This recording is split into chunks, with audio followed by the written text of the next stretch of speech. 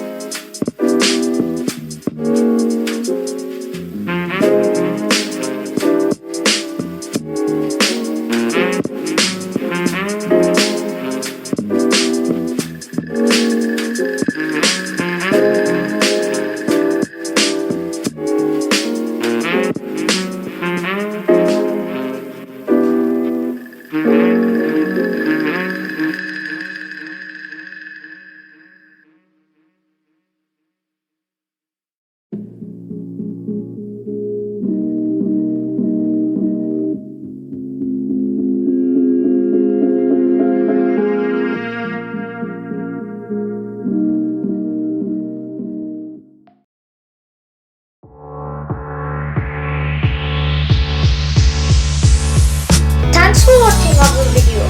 Please do subscribe, like and hit the bell icon to get updated on our future videos.